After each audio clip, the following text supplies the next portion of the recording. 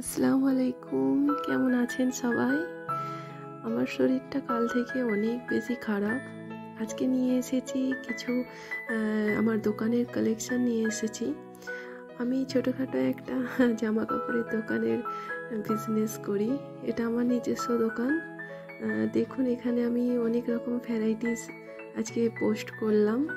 আমার দোকানের মধ্যে বাচ্চা থেকে শুরু করে মানে বড় শাড়ি টাড়ি বয়স্ক মানুষদের সব রকমই পোশাক টুকিটাকি থাকে। আমার মনে হয় সব মেয়েদেরই একটু নিজের পায়ে দাঁড়ানো উচিত, একটু স্বাবলম্বী হওয়া উচিত।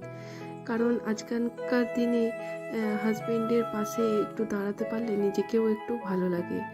শুধু কি হাজবেন্ডের পাশে দাঁড়ানো, সংসারের সামান্য ছোটোখাটো জিনিসেও একটু যদি মেয়েরা হাত বাড়ায়, তাহলে সংসারটা সত্যি অনেক তাড়াতাড়ি না এগিয়ে যায়। তাই না? আপনাদের কি মনে হয়? আমার তো মনে হয় এটা খুবই দরকার।